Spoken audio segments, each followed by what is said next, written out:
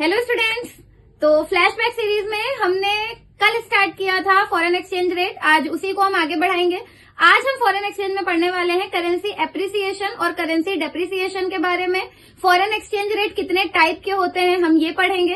तो चलिए ज्यादा टाइम वेस्ट नहीं करते हैं और वीडियो शुरू करते हैं। आ जाइए बच्चों, देखते हैं what is currency depreciation and appreciation. हमने ये डिफरेंस की फॉर्म में लिखा है। आप लोगों से अगर डेप्रिसिएशन की मीनिंग पूछी जाए तो ये पूरा लिखिएगा, एप्रिसिएशन की पूछी जाए तो ये पूरा लिखिएगा।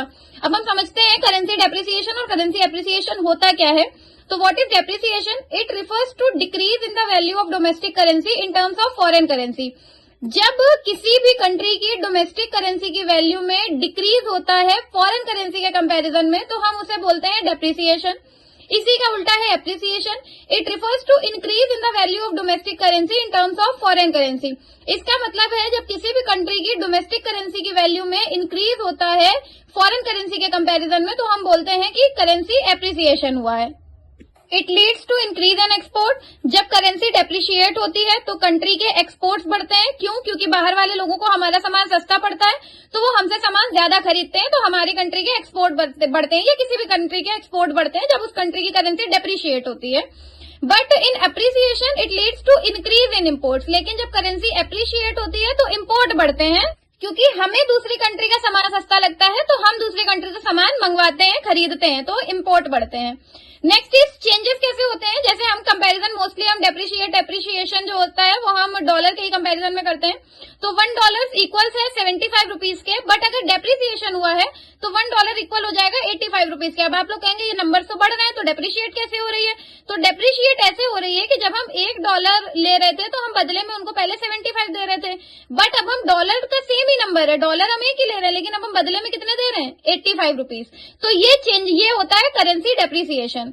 नेक्स्ट इज $1 में पहले 85 दे रहे थे, अब $1 में 75 दे रहे हैं। मतलब पहले हम 85 रुपीज में हमें $1 मिला था, हमें महंगा पड़ रहा था, क्योंकि करेंसी एप्रिशिएट हो गई, हमारी करेंसी बढ़ गई, तो अब हम $1 ले रहे हैं लेकिन अब हमें सिर्फ 75 रुपीज देने पड़ रहे हैं।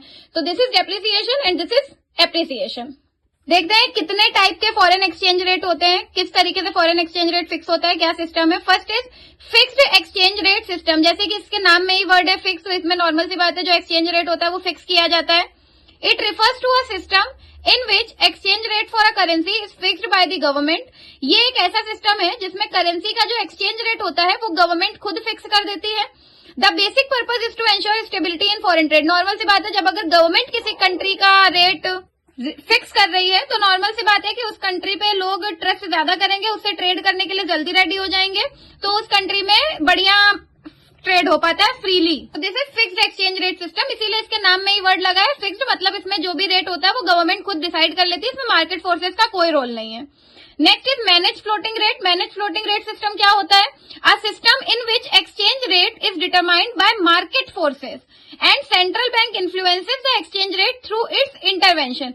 इसमें क्या होता है, जो रेट होता है वो मार्केट फोर्सेस से सेट होता है, बट सेंट्रल बैंक इसमें इंटरवेंशन करता है अगर वो जो रेट होता है वो अपने डिजायर्ड वैल्यू तक नहीं पहुंचा होता है। तो जैसे फॉर एग्जाम्पल किसी कंट्री में डिसाइड हुआ है कि ये $1 इक्वल्स टू 85 होना चाहिए, बट वो रेट 92 हो गया या 90 हो गया, तो उसको सेंट्रल बैंक उसमें अपना इंटरफेयर करेगी और उसको 85 तक लेकर आएगी।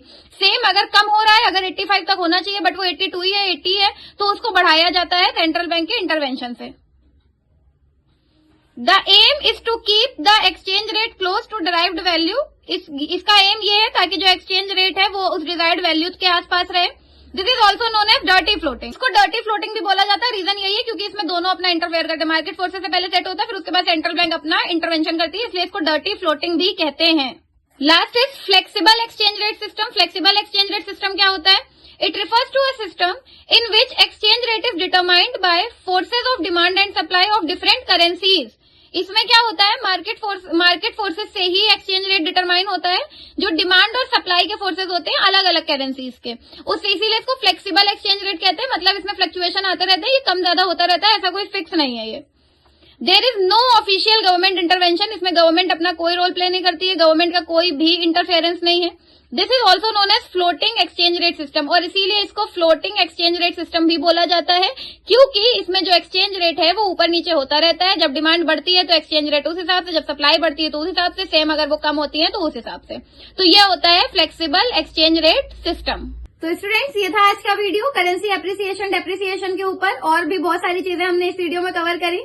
तो अपनी बुक से इन डिटेल अच्छे से रीड करिए, दोस्तों के साथ वीडियो शेयर करिए, वीडियो लाइक करिए, चैनल को सब्सक्राइब करिए। Thank you so much.